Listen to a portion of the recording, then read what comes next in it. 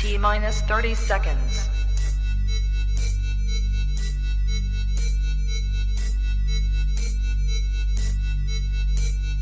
T minus 20 seconds.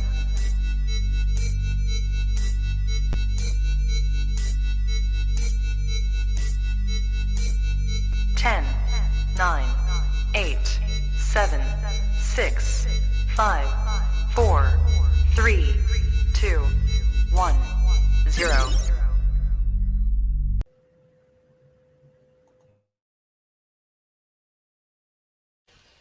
I don't have to tell you things are bad. Everybody knows things are bad. It's a depression. Everybody's out of work or scared of losing their job. The dollar buys a nickel's worth. Banks are going bust. Shopkeepers keep a gun under the counter. Punks are running wild in the street, and there's nobody anywhere who seems to know what to do, and there's no end to it. We know the air is unfit to breathe, and our food is unfit to eat. We sit watching our TVs while some local newscaster tells us that today we had 15 homicides and 63 violent crimes, as if that's the way it's supposed to be. We know things are bad, worse than bad. They're crazy. It's like everything everywhere is going crazy, so we don't go out anymore. We sit in the house, and slowly the world we're living in is getting smaller, and all we say is, please, at least leave us alone in our living rooms. Let me have my toaster and my TV and my steel-belted radios, and I won't say anything. Just leave us alone. Well, I'm not going to leave you alone. I want you to get mad. I don't want you to protest. I don't want you to riot. I don't want you to write to your congressman because I wouldn't know what to tell you to write. I don't know what to do about the depression and the inflation and the Russians and the crime in the street. All I know is that first, you've got to get mad. You've got to say, I'm a human being. My life has value.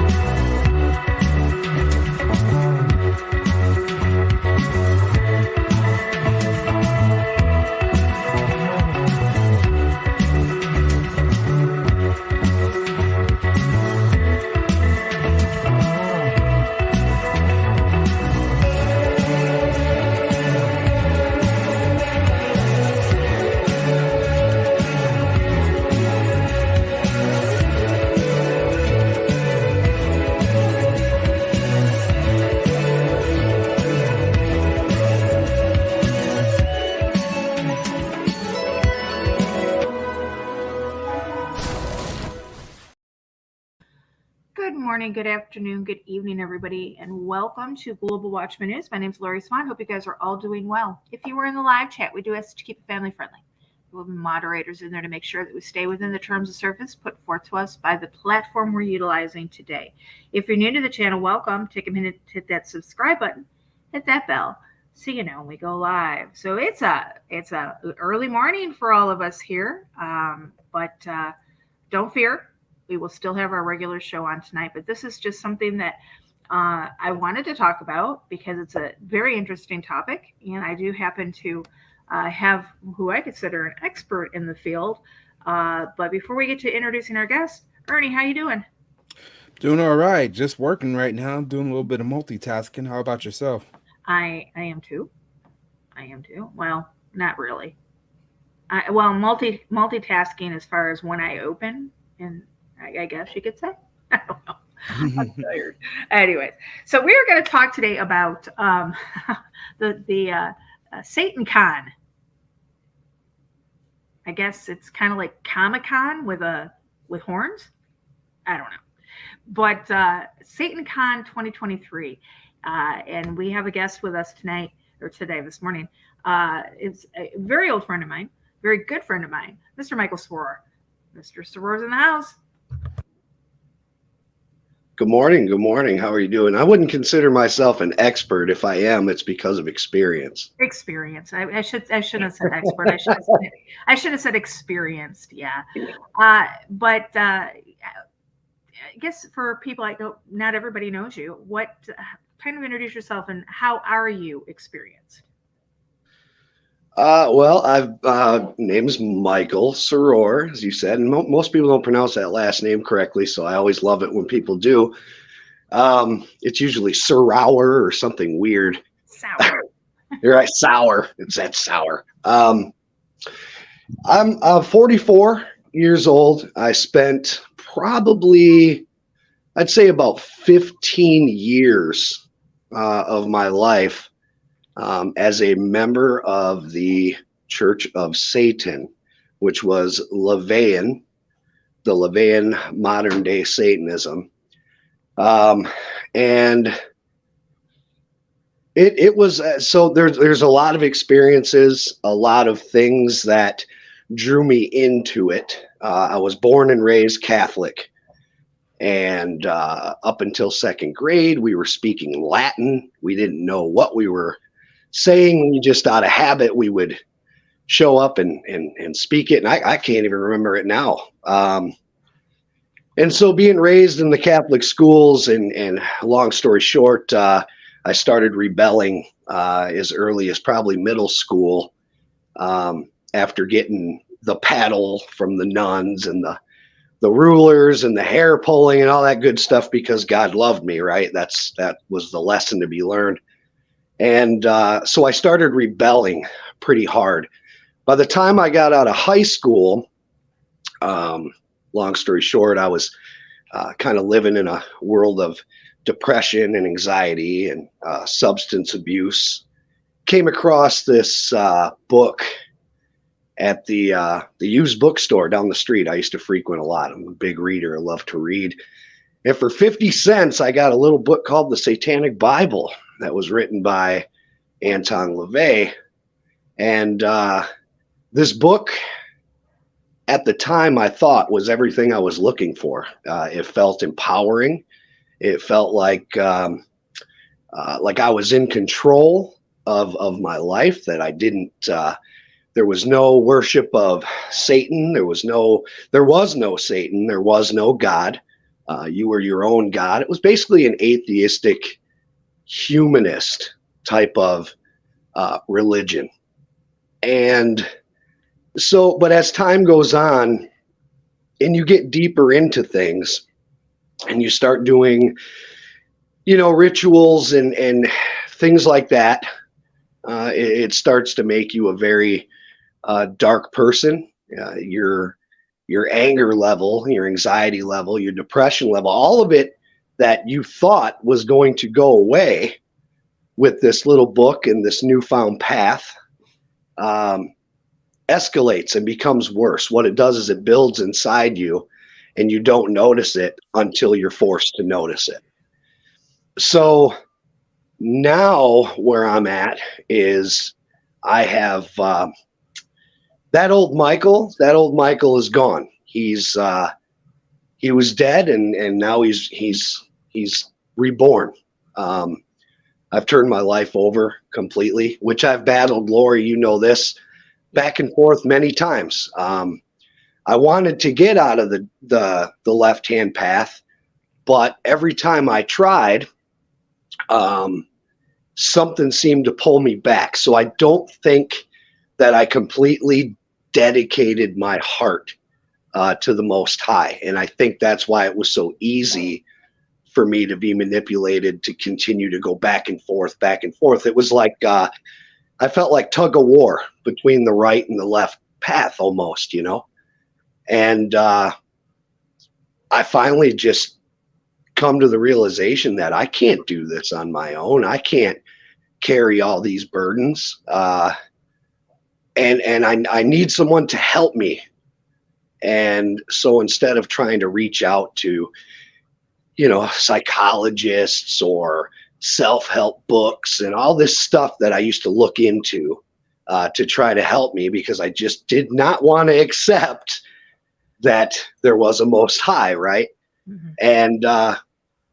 And I finally surrendered that, and I surrendered myself to God, and I dropped to my knees and I prayed extremely hard, and it for the first time in my life, it actually I felt it physically, the weight come off my shoulders and the direction I needed to go. For the first time in 44 years of going back and forth and back and forth and back and forth, I found my home, and it's within Jesus, and that's where I'm at today. Yeah, I know that, like you said, you've battled it back and forth because you did start the journey to Jesus Christ back in, I think it was 2016. But you said that the demons, and I had told you, Mike, expect, because I know my son is experiencing this right now, is that, he's accepted Jesus Christ, he's going to church, he's reading his Bible, and life is just throwing so much stuff at him right now. And he's like, I don't know if I can handle it. I said, you can, you're being tested. And that's what you were being tested back in 2016. And, Sure. a lot of people like, oh, it didn't stick. I don't know why. Well, and it didn't. Of course it didn't stick, because the initial, I'm going to give my life to Jesus Christ, to say those words, but to be unsure about it, you're not really fully giving yourself. So I was an easy target for Satan, right? I was an easy target. Correct. Because he's like, oh yeah, he's going there. Well, then why am I still sensing he's feeling that my values are still kind of inside him? Right. I'm gonna pull him back. I'm gonna use his friends against him, his family against him. I'm gonna use his job against him. I'm gonna do everything I can. Yep. So that's basically what it was. So it's the surrender had to be sincere, and it had to be 100%. For real. I had to go in 100%. Exactly. So you were, and I'm going to make sure that I emphasize that you were a card-carrying member of the Church of Satan. I was, and that doesn't come for those who don't know too much. You don't just pay $100 and get a card. Okay, it's there's levels. The Church of Satan has to accept you as basically being almost worthy. It took 9 years almost before they accepted my application to become a card-carrying member. Wow. So yeah, it's not like speedy rewards cards, Right. Hey, every time you sin, you earn 50 points, you'll get a free drink. Or something like that. Like, they punch your card, exactly. So yeah. Let me ask you, and this is a question that a lot of people ask, and I think a lot of people have confusion. There's a couple of questions. First off, being a Satanist, you don't believe in Satan. No, you don't actually worship Satan. What they do is they romanticize the story of Lucifer, basically. Okay, it's more of like an adversary. Okay, so it's more of here's this the story of this angel who just didn't like this hierarchy of God being in command and telling him what to do and giving him direction, and hey, I can do this myself. I don't need somebody to tell me what to do. It's this pride situation. Right. So it's a romanticized, I say that because they almost, and it's sickening, but they almost look at it as some kind of a love story of this guy who's like, it's fiction. He doesn't actually exist, but we're going to use this story as a motivation to do what thou wilt, so to speak. Okay, so he's looked at as a hero in the story. somebody that rebelled against the heavenly establishment, if you would. And he has all this empathy and this sympathy for people, right? Like he's fighting for the little guy who's being oppressed by this hierarchy of which is God. And so you start reading this stuff and you start feeling motivated. Well, I was already a guy that didn't like to be told what to do. I've been rebellious since I've been a kid. So this helped me. I say help back then, but it really didn't. This made me feel like, you know what? These are my people right here. Right. I don't have to be told what to do. I don't have to, care about anybody. I should only love the people who love me and love my enemy. That's the stupidest thing I've ever heard. It was all the Church of Satan really did is take the Bible and twist it to be a mockery. It was all theater. It was all a show. And they say they don't believe in Satan, but then during their rituals, they have no problem yelling, "Hail Satan," or calling on Beelzebub and all these demonic gods that they don't believe in. At the same time, they're doing rituals in honor of somebody they don't believe in. So it's confusion, it's chaos, and it's totally different too. The Satanic Temple and the Church of Satan are completely opposite. They have a little bit of the same core values, but realistically, they are religious enemies. They do not get along at all.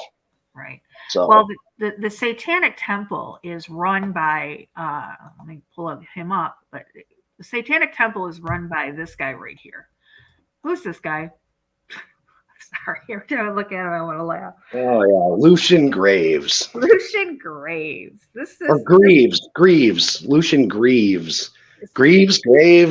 I don't even know, but I had a run-in with this guy back in 2016 when we first started the Underground Resistance Network, and things were.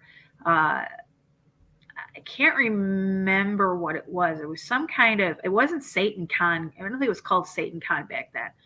But it was some kind of gathering that they had, and Robbie and I made a video about it, and basically we just laughed at him, and he came after us, and he was not happy, and he was gonna destroy us, and we went back live again, and we just laughed at him. I threw, I emailed him back the link and said, if you got something to say to us, come on. Well, of course he's a coward, and he didn't, but it was pretty funny. And now when I look at him, he looks.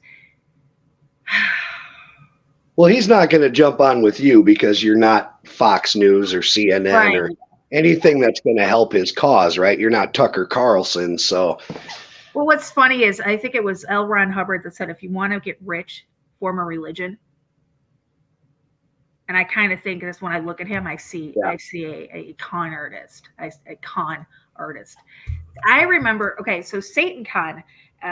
I remember the first SatanCon back in 2014, and this was when they were talking about the statue that they had put up, and they were, and let me pull it up. This statue right behind him here, I believe it was going to go up in Oklahoma City, but they had a. I think one of their first gatherings was, I think it was in Detroit, if I'm not mistaken, in 2014. Yeah, it was. And very hard. It was a maze to get to, by the way. It was a rat race. Yes. So you had a time that you went to this location, and you had to seek out a person who would give you a clue to send you to the next location, for you to seek out another clue to get you into the secret location that the meeting was at. If I'm not mistaken. Yeah, it was like a like Mission Impossible, meet the guy with the briefcase under the third street lamp. Yep. Yeah, that's how it was. I remember that. Now they're not so secretive. They're not so, they're pretty bolden about it. And SatanCon is, as you can see on the screen, guys, it's sold out. The tickets are sold out, and it's going to be in Boston this year. And it's going to be there because of the mayor. Now, when they throw these little gatherings together, it's in protest of Michelle. I think her name's Michelle Wu. Yes, I believe is the mayor, and she's done all she possibly can in her power to stop the Temple of Satan from having these public gatherings. And so what they do is, in response, is they say, okay, well, we're bringing a venue and we're dedicating it to you. So they dedicate it to the politician that is how they feel is infringing on their First Amendment rights. Exactly. And you guys you got to look at it like this too. Where as hell does have its significance. I mean, because that's pretty much the start of the American Revolution, the Boston Tea Party, and everything. Yep. I mean, it symbolizes rebellion by itself. Right. So, and the devil was the first rebellious figure in biblical history. So it does make sense. It's put there. Exactly. No, exactly right. This is their advertisement I have up on the screen. As you can see, it says it. Now, I'm going to tell you, when I first read this, because and I'm guilty of this, I didn't really read it. I just saw in special thanks to Mayor Michelle Wu. And I was like, whoa. So she's on their side. So I'm pulling up all this stuff and I'm looking, I'm like, no, she's not. And then it made sense to me. The whole switching and the whole, making, it's backwards. And it says, special thanks to Mayor Michelle Wu for inspiring SatanCon to come to Boston through her repeated unconstitutional efforts to keep the Satanic Temple out of public spaces. Mayor Wu invokes this dedication as a result of her commitment to championing religious discrimination in Boston. So I'm looking, I'm like, okay, I take back what I thought about Michelle Wu. I understand. So this is basically because she wouldn't allow them to pray at City Hall, from what I'm gathering.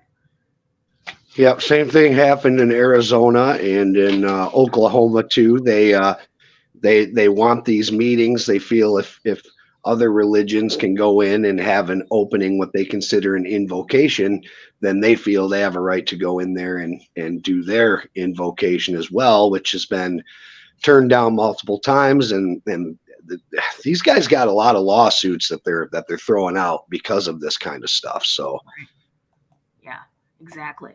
And what's crazy about this is the same. Hold on a second. Let me take this back to their beginning page. This is the same organization that brings us the after school Satan program. Yes. Yeah. And there's, that's a whole nother ball of wax, but yes, they started this after school Satan program, and what they claim is that they don't try to recruit children or anything like that. They teach children individuality. Isn't that ironic in a time like we're living in now, right? We're indoctrinating these kids again into, all kinds of things that are just unnatural. And this is a time where, parents, we've got absent parents. A lot of the fathers aren't in the home. These kids are lacking parental guidance. And let's go back to when you first got involved in this, you were rebellious.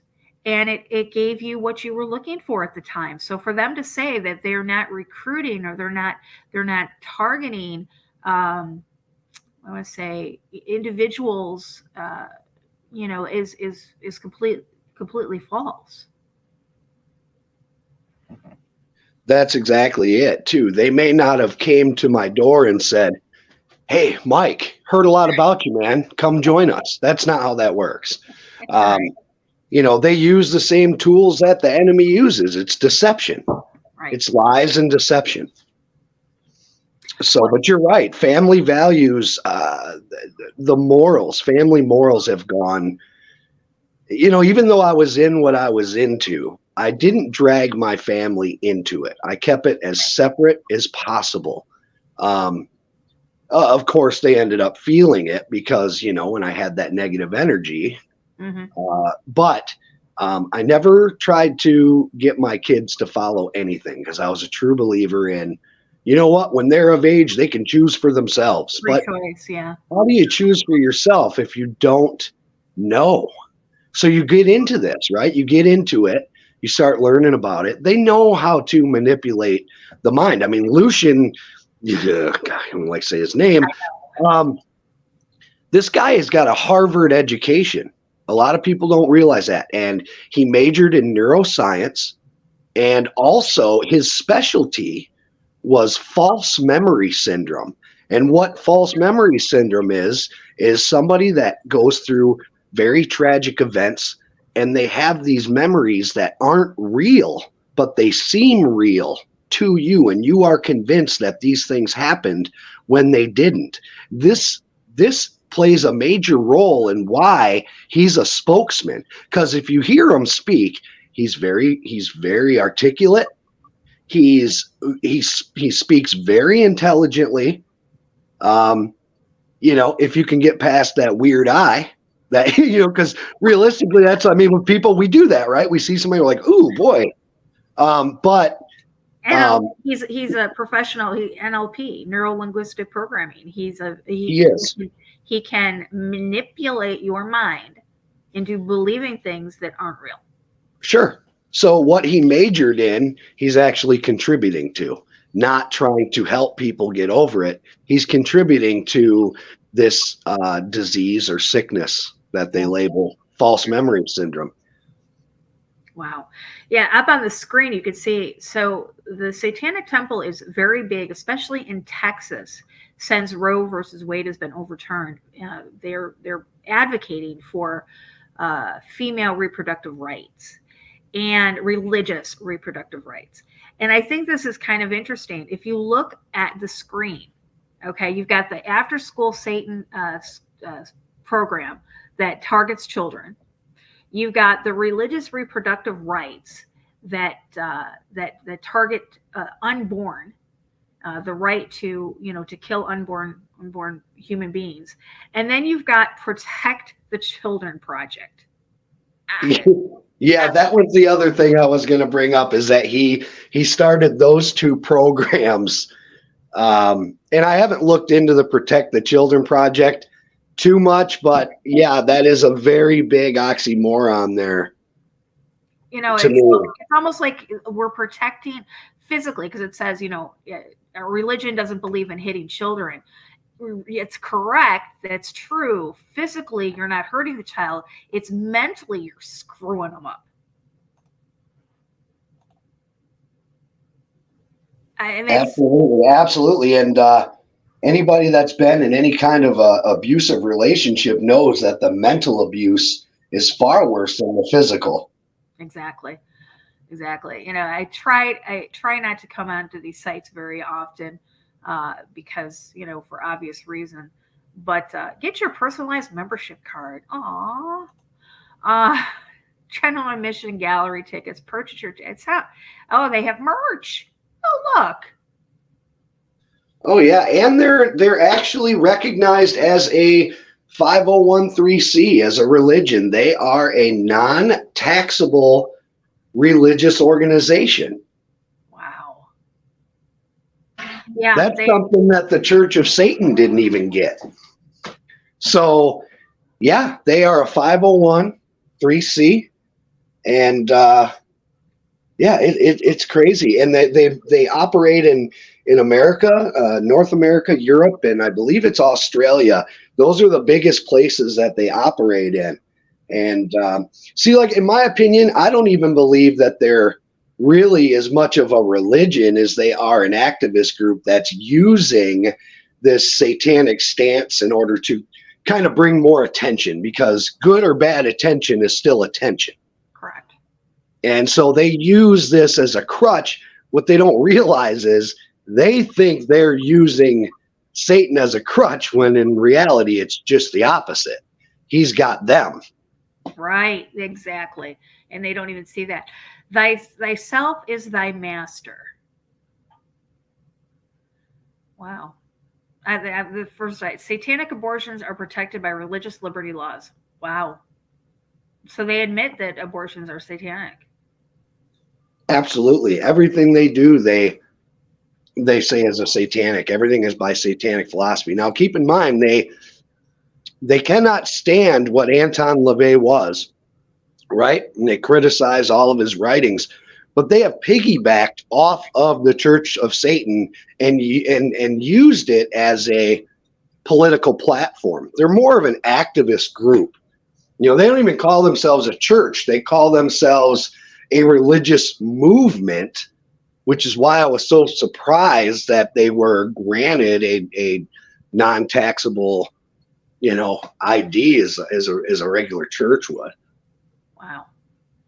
And they are, I want to say they are constitutionally recognized as a quote unquote religion, yet claim to not be quote unquote a religion. Exactly. Wow. Have you ever gone to one of their parties or their their gatherings? No. Nope, I never have. I was never interested. Now, keep in mind, these guys were, to me, this is the old Mike, okay, not the new Mike. I'll make that clear. But the old Mike was like, these guys are trying to sabotage my philosophy, my religion, my beliefs. If I went there, it was going to be to go there to start problems with them because they made me very angry. I looked at it as more of a belief system in self-empowerment, not using it to get a political stance. So I never did. I know people that did go down and try to see the Baphomet unveiling in Detroit, but like you talked about earlier, they couldn't get tickets. It was a rat race. There was actually people up there saying they had tickets, scalpers, and didn't have actual tickets. Like they were. This is a theatrical thing, and if you notice, speaking of the Baphomet, the Baphomet has been modified to their own, to what they see it as. If you notice, for example, the breasts are removed. Yeah. According to, if you compare the two, they have modified it to make it more of an artistic statement than they did anything else. Right, because we know that the Baphomet is an androgynous entity. It's got both female and male parts, female breasts, and a male phallus. So it looks like they've taken the breasts off, and the male phallus they've just put it as a caucus. Sure, and added the children. Because added the children because they got to protect them, right? They got to protect them, and then. But, maybe on a different show we can talk about it. But if you look into the Satanic Temple, you will see a lot of their artwork. And a lot of that artwork it's a lot similar to a lot of the symbolism you see in the Catholic religion as well. And, that's one of the shows I'm going to upload later and put together and show, like, look, the Vatican uses the same symbolism as these, Satanists groups. And there's many of them. There's so many different satanic churches now. We're not in 1969 anymore when Anton LaVey just decided, I'm going to leave the circus because he worked as an organist for a circus. And I'm going to start a religion and get all these high-class celebrities, which he mingled with. Sammy Davis Jr. Was one. and of course the Mansfield situation, which, but he had a lot of high class celebrities. The Satanic Temple, I think, does too, but I think there's an image that they have to protect. So a lot of their donors, I do believe, are politicians. I really do. And I think they're kind of like George Soros in the background, just, here, I'm going to hand you money, but don't say it's from me.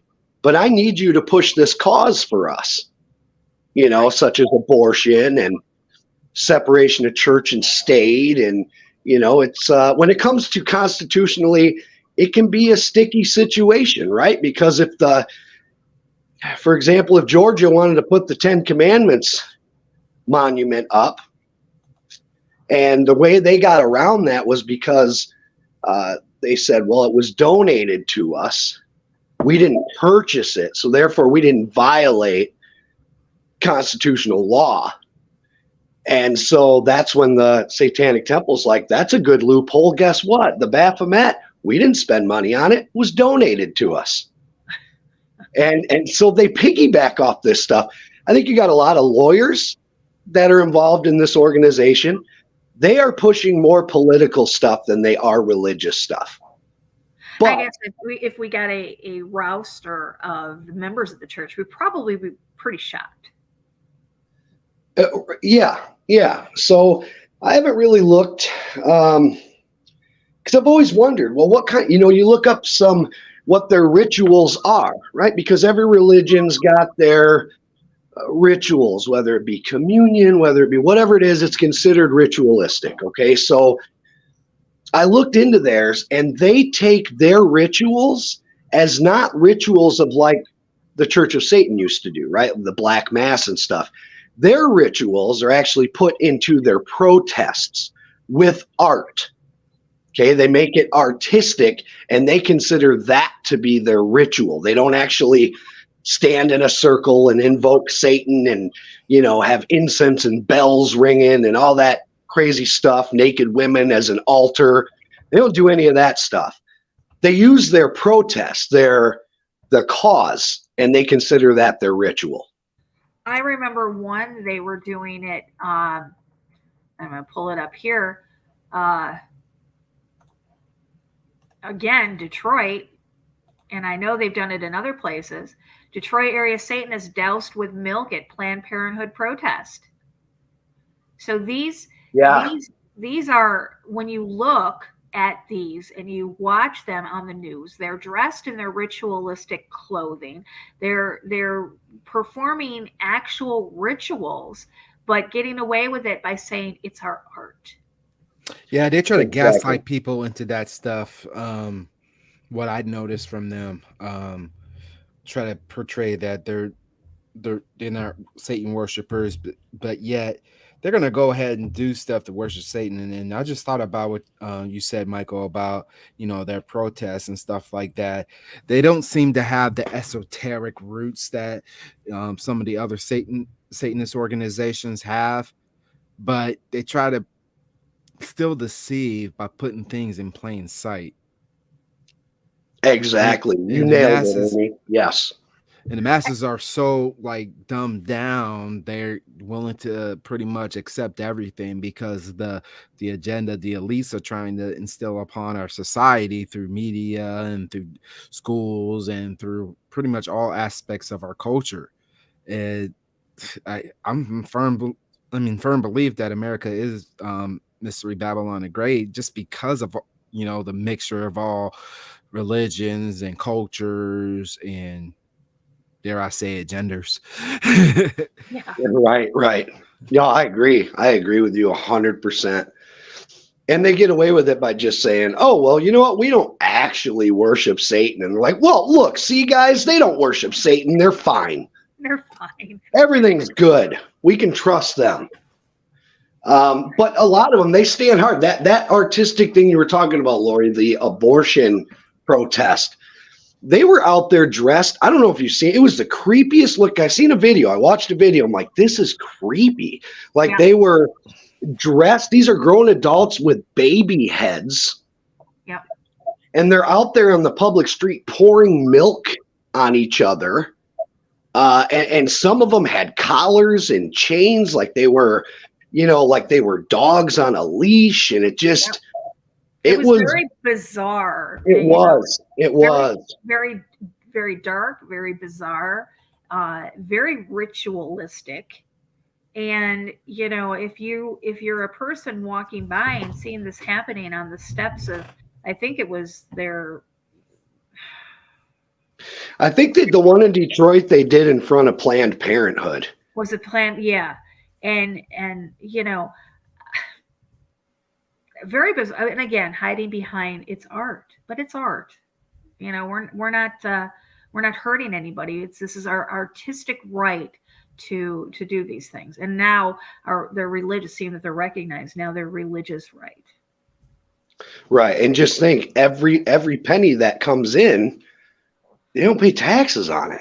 So how easy is it? Like Lucian Graves, he travels, and so does Malcolm Jerry, by the way. These are two guys. It wasn't just one guy. Two guys co-founded this. And Aaron Ra calls himself, right, for Amun-Ra, the Egyptian god. He goes around, these guys go to universities, and they get paid big money by these school organizations like atheist organizations and humanist organizations. And so they're going you don't see them go to a lot of adult functions. They're going after the college kids. They're looking for outcasts. They're looking for, give me your poor and hungry. They've actually provided food and homes to a lot of people, younger people that are in, not in a good situation.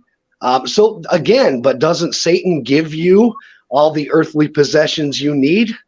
Isn't that what one of the things he does is he'll shower you with the desires you have? And so you're like, yeah, I can do this. Look at all these musicians. Oh, I can be rich and famous. All I got to do is sign here, right? Yeah. I mean, Lori says it quite a bit. They love bomb you. And what better way to love bomb this type of society than giving gifts? And that's a prime example of how a narcissist will lure you in to their web, is through love bombing. It's all good in the beginning. They get you, they hook you, they love you, they just they're the best. I mean, I've recently come to the conclusion that I was in a narcissistic abusive relationship or friendship with people who would constantly say, Lori, just build you up. Lori, you're fantastic. Lori, you're this, you're that, and the other thing. And only to pull the rug out from underneath you. And I think that this is what these religions do. This one in particular is it finds these people, like Mike, you said, you were rebellious, you were looking for something, they bring you in, they tell you, look at you, this is fantastic, you can do whatever you want, you can love yourself, you don't have to worry about your sins, you can do whatever you want. They love bomb you.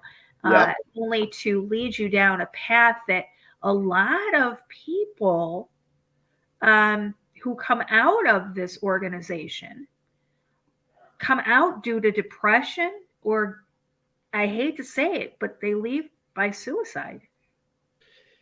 I know a few people or heard of a few people that I've met through my experience that have gone the same way. So because you're everything around you starts to deteriorate, but you are so self-empowered, right, that you don't notice the crumblings around you until it's too late. All of a sudden you realize, man, nobody wants to hang out with me anymore. What's up with that? Nobody wants to, I'm not getting invited to family functions. What's up with that? I'm not. You start noticing these things, and I want to make it clear too that it's one of the things I've learned recently, and I've worked very hard on, is I'm not judging these individuals. I'm judging the sin. Okay, so I don't hate these individuals, but I certainly hate what they're involved in, if that makes sense. Yeah. Absolutely. We never, hate the person. You always, I mean, hate the sin. You know, when I see people, you know, I don't judge them on you know, what you've done, but I judge you on the level of sin that you're committing. Does that make sense? I don't know. It does. And my motto was, hey, if I'm going to be a sinner, I'm going to be the best one on the block, right? Right. That was me. That was me thinking that way. And so, I mean, everything has really changed, but they're showering you. I think if you look on their about section or what they're about, I believe their actual mission statement even says something to do with that they're an organization based on empathy and sympathy. And so they're catering to those. You're hurting, come to us. We'll help you. You're an outcast, you're an outsider, come to us. We'll give you a home. We'll make you feel welcomed. You know, you don't even owe us anything. Just come hang out with us. Next thing you know, they start giving you all this stuff. And now you start fighting for causes you may not even believe in, but because, well, they gave me food or they helped me out with a home or whatever, now I feel obligated that I have to go out there and fight these causes with them. And so, yeah, these guys are provocateurs so bad. And but that's why they have a spokesman like Lucian Graves, right? Because he can answer these tough questions. He's prepared to answer these questions to make the organization look very good. Right. You notice there ain't a whole lot of people from the Satanic Temple that sit down and do interviews, you know, regular members and stuff. They send out Greaves because he knows how to answer the questions. He's prepped for it. Exactly. Again, he's a proficient NLP, neuro-linguistic programming speaker, and he will charm you. He's very charming in a weird, creepy kind of way. He is. You know, he's kind of like, and I'm getting death threats. That's why I have to have my name changed. That it's not his real name. Lucian Graves is not his real name. No. Neither is Malcolm Jerry. They use pseudonames, and they say it's to protect themselves from harm and their family from harm. But again, I have to ask the question, why would anybody want to harm you if you're out there doing such good things? Right. Why would anybody want to hurt you if you're so giving and like you said, love bombing? And, you know, why would anybody want to hurt you? Right. Lucius Graves, Malcolm Jerry, and Judas Marduk are not their real names. And if I forgot about Judas. Yeah. Judas Marduk. Yeah. They are not their real names. And what's interesting is the choice of names that they've choose. I can't remember, but I learned about an organization. I have to go back and look at it. I can't remember. It is a online organization that when you become a member, you change your name to a biblical name. This is a completely satanic Luciferian organization. And they, back in 2013, is when I learned about them, and they come after self-proclaiming Christians online, and you never really know their true identity because they've changed their names. And they always take biblical names. So when I see this, like Judas Marduk, I wonder if that's where he started, was back in maybe 2013 in this organization. I have to remember the name. Maybe because it started in 2012 as just an idea. So then maybe this is where.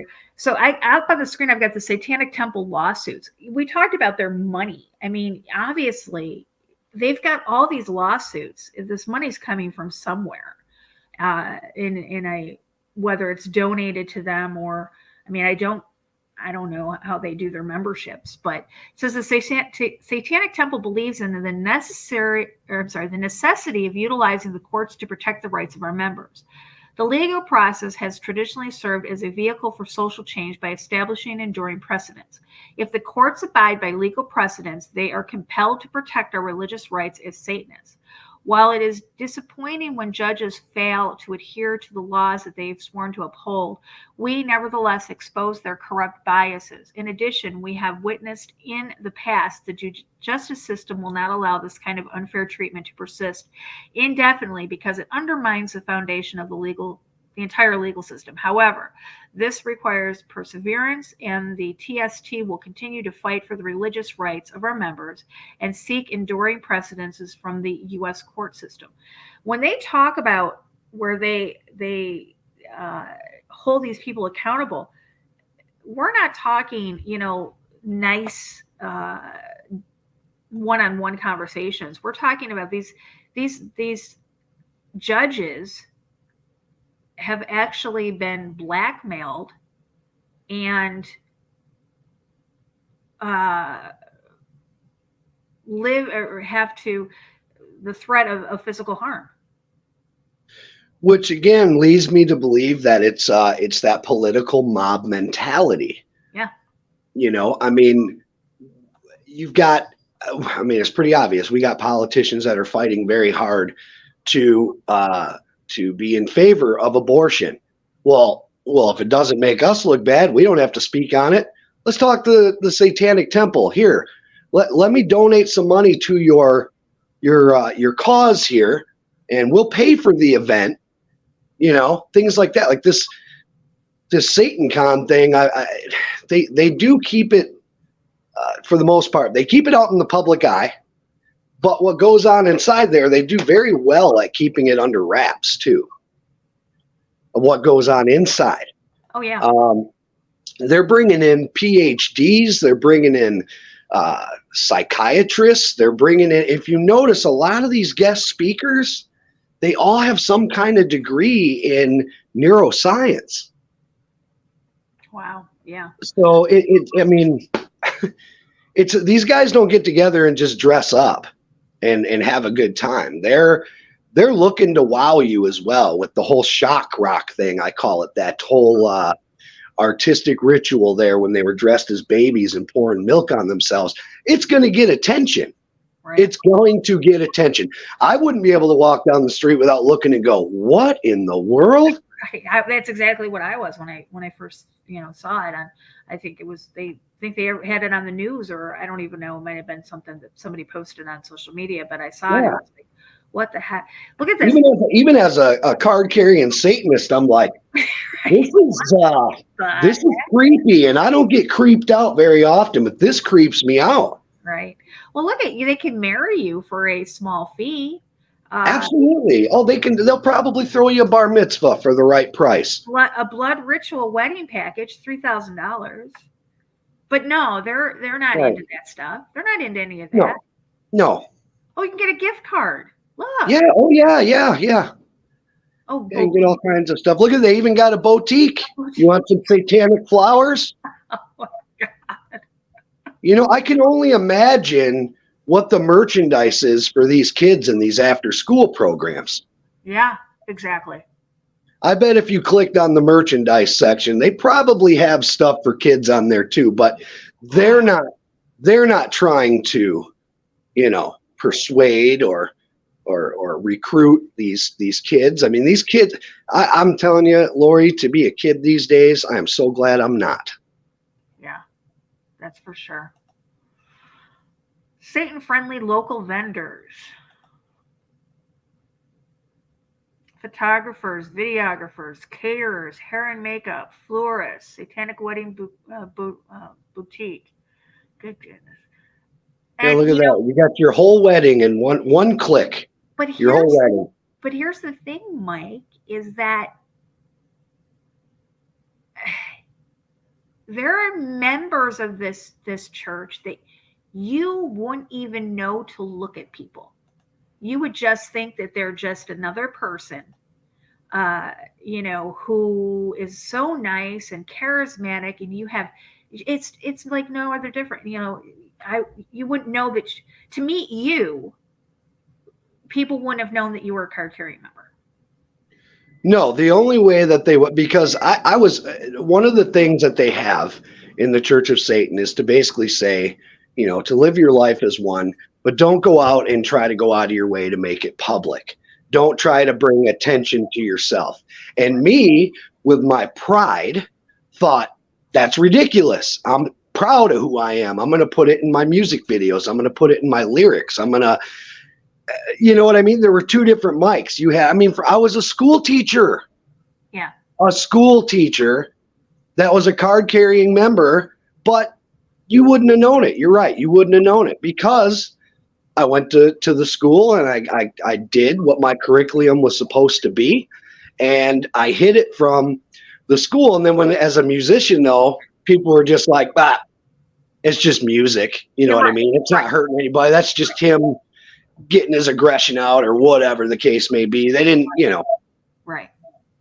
But yeah, that's how it is. You wouldn't know it. You wouldn't know. I'm probably convinced, even like you guys did a show about the false teachers from the pulpits recently, right? Yeah.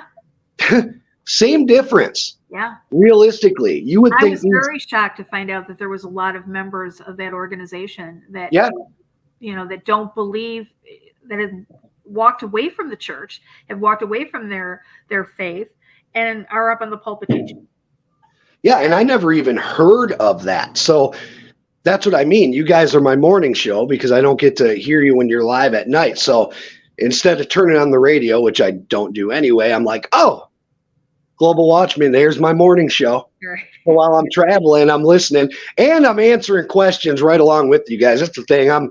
If I'm stopped at a red light, there's probably people thinking I'm nuts talking to myself, but I'm like joining in on your guys' show that's archived, I'm thinking, yeah, that's right. Exactly it. That's exactly how I feel too.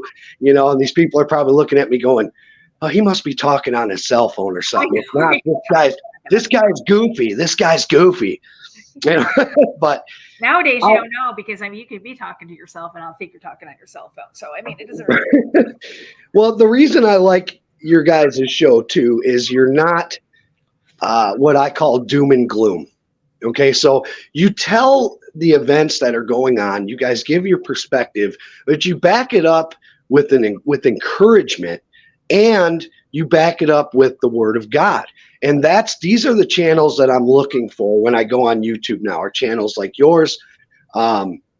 If not the other channels I look for, if I am into any kind of entertainment, I've been watching a lot of old classic boxing matches. But other than that, those are the channels I'm looking to, because things are scary out there, right? But why push all this fear and then just go, all right, have a good day?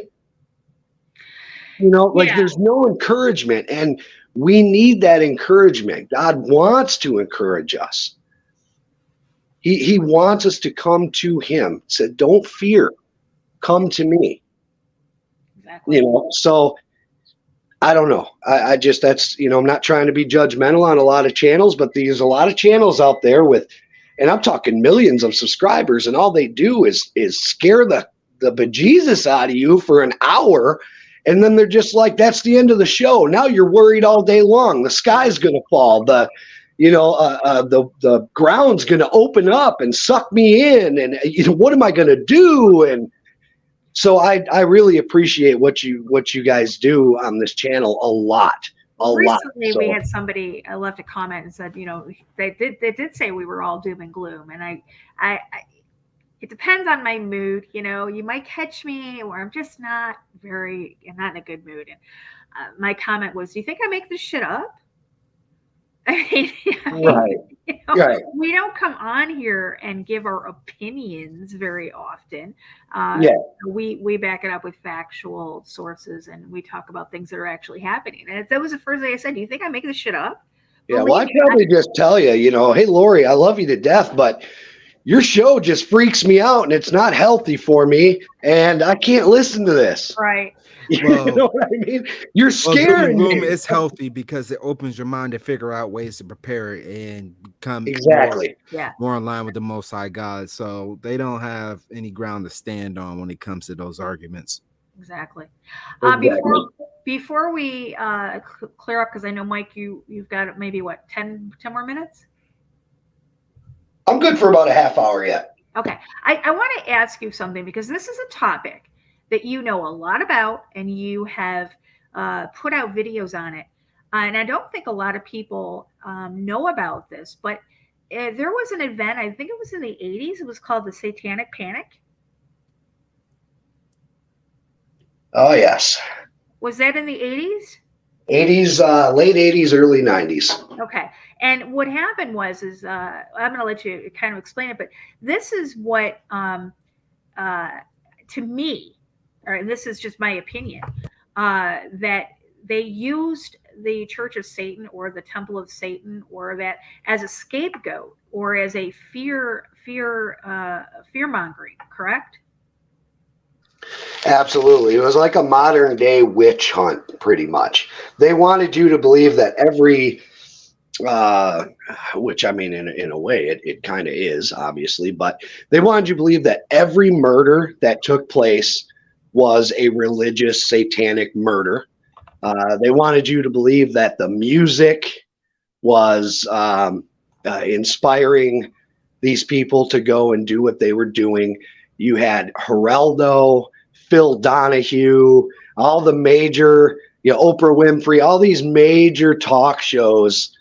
They were the original social influencers. Exactly. Yes. Especially Geraldo. I mean, Geraldo actually had police officers come onto his show and explain, this is how you can tell this was a satanic killing, and you'll find pentagrams on the stomach and this and that, and then the FBI was forced to come out and say, now, I don't know how much you want to trust the FBI, but that's for a different show. But they were forced. Yeah, they were forced to come out and say, we have no evidence that any of these were ritualistic killings. And once that report came out, all of a sudden Geraldo wasn't talking about it. He moved his show into racism after that. And and Phil Donahue stopped talking. All of a sudden, all these talk shows just decided, we need to move on to a different subject because, obviously we were wrong, so we better backpedal. But Geraldo used to have, 3-4 hours a week dedicated to the Satanic Panic. Fueling it. Oh, yeah, absolutely. And his ratings were going through the roof, right? Because we are, as human beings, we got to stop and look at the car accident, don't we? We got to watch the train wreck. We just have to. And that's when parents were looking at their kids and they were like, no more, you're not listening to AC/DC anymore. You're not listening to Ozzy Osbourne anymore. Take that shirt off. You're not wearing that shirt anymore. Stop wearing black. And they're looking at their teenagers. They're pointing fingers. And it literally was a modern day witch hunt because, we had innocent kids who just, hey, Mom, I've got an AC/DC shirt. So what? Right. Yeah. A lot of the kids weren't worshiping the devil. They were, I was a kid that growing up and, even in middle school, listening to Metallica. But I didn't come home and go, oh man, Master of Puppets was a great album. I'm going to go shoot the school up. Right. Exactly. But yeah, they used it. They didn't look at, again, they ignored the mental health of what kids were going through, put a label on it, assumed this was the problem, and sold it, and the country ate it up. And there was it started with murders, actual murders. Yep. And the kids that were accused of the murders, that was part of the court's or the district attorney's case against them, wasn't it? Absolutely. The West Memphis 3 was a good example of that. I don't know if anybody knows who the West Memphis 3 are, but that was wrongful convictions there. No evidence whatsoever. It was the whole case was based on coursed testimony of a kid that had the IQ of like 70. and they interrogated him for about 14 hours till he finally just said, yeah, okay, we did it. If I told you we did it, can I go home? Right. And yeah, and their biggest crime was they wore all black and they listened to heavy metal music. That was their crime. Right. Exactly. And not to say that there aren't a lot of teenagers out there, because I mean there is, but these kids get into this because, well, first of all, they're lacking something at home, they're lacking something in their lives. It's something to do. It brings them together as a group. They bond, trauma bond in some cases, because kids, their home life is terrible. And so I believe that's how these churches, and I'm not even just saying the Church of Satan, I'm saying all the churches, that's how they recruit. They find the broken and promise to heal you. Sure. Yeah. Danger. Absolutely. Danger. And a lot of them get filthy rich off it. Like I said, L. Ron Hubbard said, if you want to get rich, sure. Start a religion. I'm going to say one name, Kenneth Copeland. Whoa. Whoa. Jeez. Evil looking demon, man. Oh my goodness. I'm sorry, but that man, he scares me. Yeah. Did you see the video that I put up on one of our shows showing him doing the blood ritual? No. Yeah, him and another guy on TV, or on, I think it was on TV. It's on video now. Cutting your hand and squirting the blood into the cup and partaking of the blood. And I'm like, they're doing a blood ritual right on TV. People don't even realize it. Oh my God. Yeah. But don't forget to send your $100 in with your prayer requests that they don't even look at. They don't even look at those. Yeah, I know it. So, yeah. I just think it's funny because when I saw SatanCon, I'm thinking, Comic-Con with a twist. Yeah, me too. I thought that too. I'm like, oh man, Spider-Man's got horns. I'm gonna pull this up. This is the announcement for SatanCon. I haven't watched it yet. I just want to see what it says real quick.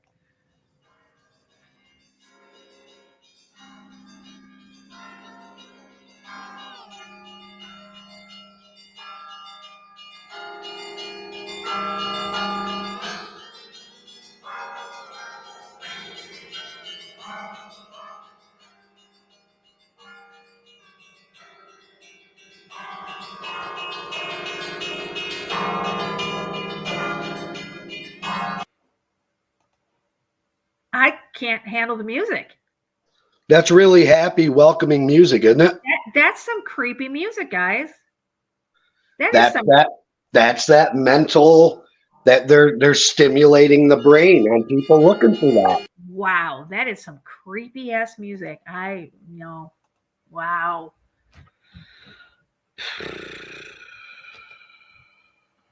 Hide behind. Now, does that sound like music that would be played with a group that wants to be compassionate and help you? No, it's kind of, I mean, I'm a firm believer in being careful on what music you listen to, because they have the ability to do things with just the frequencies. So absolutely. My Spotify looks a lot different now, I'll tell you that. I bet. And that's a good thing. I mean, you've come a long way. And, like I said, my son is going through the same thing. He's just recently been baptized, and, life is just kicking him in the ass. And, I keep telling him, this is Satan trying to pull you back in, babe. You've got to have the strong will and desire to want to change and turn your life around. It's not easy when it first happens. It's not easy breaking free, because Satan is very strong. He's a very strong entity. He's very real. Especially like you go through that honeymoon phase. Right. I call it. Yeah. Everything's super great. Like I said, the weight lifted off my shoulders. Oh my gosh, I feel fantastic. I want to just shout from the rooftops. I feel fantastic. And then after about a month or two, you're like, man, maybe I shouldn't have said that. I got to get back into shape here. It's like the honeymoon. You don't want to get comfortable with it like that. So just like a marriage, your marriage is going to stay alive and well. They always say, make sure you keep the flame going. right? Make sure you have those fireworks all the time. But, you know, it's that encouragement to me. I have daily devotional books that I read every day. First thing I do is get out of bed, and that's the first thing I grab off the nightstand. What I've been experiencing, though, is, which I've sent you some of my writings. These things are happening in the middle of the night. I'll wake up out of a sound sleep and instantly just start writing, and then I go back to sleep and go back and read what I've written. You know, I may have to edit a little bit because I spelled words wrong because it's 3 a.m, but that's been happening with me. So I've been doing a lot of writing, and it comes in the middle of the night, it seems like. Right. And for those, I know a lot of people don't know you like I do. You are an author. I have a couple poetry books that were self-published. Yeah. And and musician. So I'm trying. That's another thing. I'm actually writing different kinds of music right now and messing around with that. It's all new to me, because normally when I would write a song, it's all right, what is angering me today and who am I going to hit? Right. Who am I going to freak out? How far can I go in this video where I'm not abusing, the YouTube standards of conduct and all that good stuff. Like, who can, and that's what I did. I wanted to just go out and would push the envelope purposely to try, just like these guys are, just like the organization. Yeah. Now that I think about it, yeah. Anybody that I would upset made me happy. And then you have to start asking yourself, man, that's not life. Why are you living like that? You want to anger people? That's not who you are, you know? Because I'm also a guy that put these videos together and sing and have all these horrible lyrics, but I'd be the guy that could turn the microphone off and walk right down to the homeless shelter and donate a bunch of food. Right. You know, so it was like two different people. So I felt like my soul's been in a constant tug of war most of my life until now. Well, I'm glad that you've turned it around, and I'm glad that you've come to come to salvation, because that's something that in these last days that it's rough if you don't have that rock, if you don't have that foundation. I think a lot of people are going to be. We're going to see a lot of people handling the situations that are coming in ways that are going to shock a lot of us. So. Fear was always my biggest weapon. I would act out of fear. Right. And now I don't do that. Am I concerned? Absolutely. Of what's coming down the pipeline for this country and for the world. Mainstream media, a lot of people aren't really talking about there's a lot of Christians that are being killed, imprisoned, all over the world. But because we don't see it here in America, we don't pay attention to what they're doing in China. Yeah. They are actually going into people's homes, pulling them out of their homes and either putting them in prison or using them for hard labor simply because they're Christians. There's a lot of persecution going on, and that was written and talked about too. Jesus warned us about that as well. Absolutely, he did. Absolutely. So I have to just keep putting my faith in. Look, you can be concerned, but you got to be prepared. Don't live your life in fear, because I've got your back, right? Right. And that is like super comforting to me, knowing that this world here, this is temporary. We dwell here, but this isn't our home. Amen. That's true. You know? Yeah. So our rewards aren't designed. Our rewards aren't. They're not here. Our rewards are not on this physical plane. Our rewards are after we leave this physical plane. That's where our rewards are waiting for us. This is all temporary. This is going to fall away. These bodies are going to decay, everything. If you drive down the street, everything you see is going to be destroyed whether it's through time, whether it's through war, whether it's through whatever, it's just temporary. Mm-hmm. The rewards we're working for are definitely waiting for us after And I think a lot of people,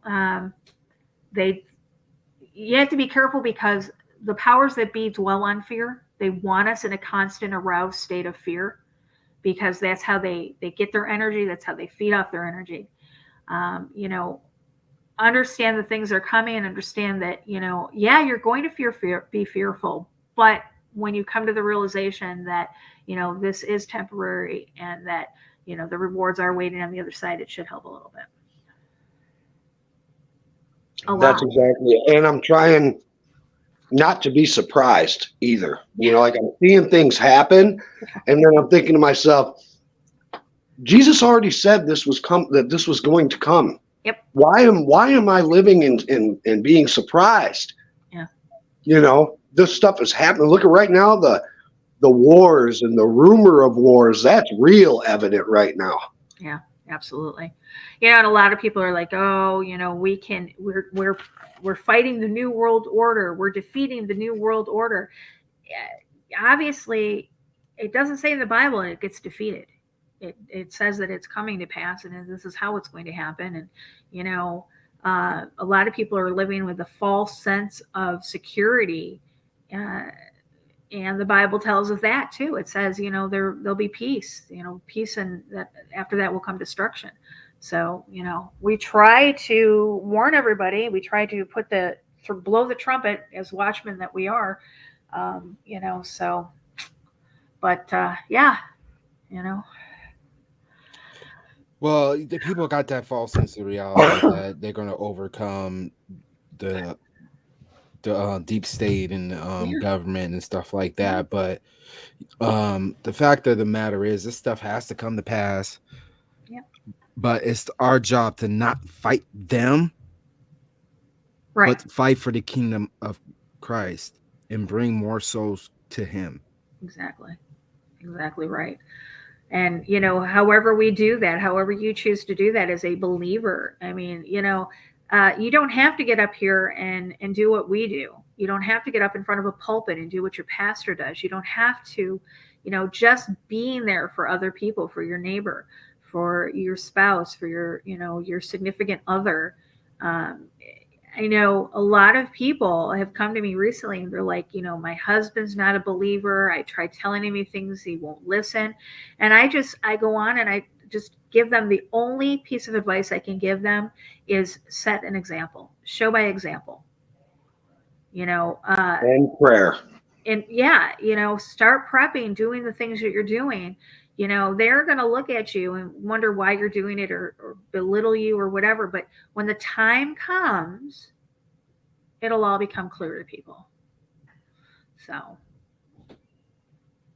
Mike, what's next on your agenda? Not agenda, but what's next on your plate? What's next on my plate? Yeah, it's like a buffet. I've always got something going on, right? Got something going on. I am going to. Sorry, I'm eating some fruit right now. I'm also on a diet. Lord help me. I'm doing good. I dropped 15 pounds in a month, so I'm doing something right. Nice. What's next is I'm going to be focusing a little bit on the Vatican and what's underneath the Vatican, because I come from the Catholic faith. I want to show the symbolism and how it matches up with, Satanism or Luciferianism, or, under the Vatican, a lot of people don't realize too, they've got statues and statues and statues of false gods. They've got 87 miles of tunnels underneath the Vatican. Mm-hmm. Something like that, 85 miles. Yeah. I believe they've got books and stuff from the Library of Alexandria in there. I mean, literally, they've got just massive amounts. Not just religious, like Christian religious stuff. We're talking about occult. We're talking about satanic things, Luciferian things. We're talking evil things they've got down there. The stuff you're not going to have access to the public. You can go and they'll open up the public library. You can go in there and look through the old archives that they allow you to, but what's down in that basement, you won't get to. Exactly. That's I mean, that's the most secured. That's probably more secured than the Pentagon. If you ever watched the TV show The Librarian, No. there was a movie, I think it was, but there was also a TV show, and it was with the guy that played on ER, and he was the librarian. And they don't come right out and say that it's the Vatican Library, but as you watch it, you kind of get the feel that that's what it was, because they have these I want to say these enchanted objects down there, and it's quite interesting. I think it was on TNT a number of years ago. I don't know if it's still on now, but it's called The Librarian. I mean, yeah, they've got underneath that under the what's it called there, the where they believe, first of all, they're saying St. Peter or Peter is buried there. So underneath his resting place is where you find some of the most demonic things. They've got Medusa statues. They've even got artwork dedicated to Lucifer on a chariot is down in that basement. There's skulls in that basement. They've got one of the old popes is buried down in that basement. Yeah. There is a lot. And I'm just thinking to myself, if you were a holy church, why would you have all these idols? Don't you think you'd remove them? Yeah, exactly. But it's a collection of Roman gods and Greek gods, and I mean it's not surprising, but at the same time it still kind of is. Right. Are you going to be making a new channel for this, or are you going to be doing it on your? It's going to be on this channel. I've only got the one channel. Yeah. Okay. Yeah, so it's not very big. There's only 20. I think I'm at 20 subscribers, but I haven't really done much yet with it, because I want to make sure, first of all, I want to pray about it. So I want to make sure the information I'm putting out is that I feel good about what I'm putting out. I don't want to lead anybody into a false direction or anything like that. Right. So, and then one of the things I'm trying to do is one of the ways I think to get to people, like you said, Ernie had mentioned, we're fighting to bring souls to Jesus. One of the ways I feel like this is most important is to do it with love and not judgment. So, I mean, I did have a little incident where we were outside of the Catholic Church not too long ago, me and a couple of friends, and that was quite interesting. But the police were called on us, and but it happens. I get it. There's nothing that we were doing wrong, so we didn't get arrested or anything like that. It was peaceful. There was no fighting. Isn't it interesting how you can be preaching the gospel and get the police called on you?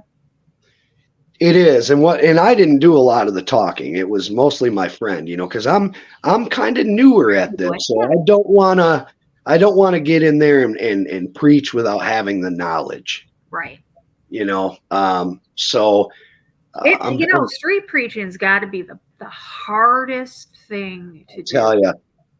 I tell you, it don't look easy. I've watched some of them, but I don't want to be that guy that tries to bring, try to lead people to Jesus by telling them you're going to hell. Right. I don't want to scream, and I don't want to I don't want to be the Westboro Baptist Church out there. Right. Okay? I'm trying to teach with love and with kindness and try to show people that God is a just God, and he's a firm God, but he's very compassionate, and he loves you, and he truly does. And like we would want any of our parents to be, right? Right. So, and he's not an absent father. So no matter how far up the spectrum you think you can go, like, look, I didn't think I was going to ever be worthy enough for God to accept me, and he has, and he's working through me, and there's just great things in my life. And I don't walk around and brag about it. I don't. It's not what I'm trying to do. Because believe you me, I sin every day still. There's no wings on my back, I'll tell you that. But I'm trying to get stronger every day and to work harder every day and to know more, to have the wisdom and prepare myself to enter his kingdom when the time comes. You know, you are an inspiration, and I hope that, I know there's not a lot of people in the chat room because it is early morning, but I hope that people. Yeah, that's my fault, by the way, people. I had to work around Mike's schedule.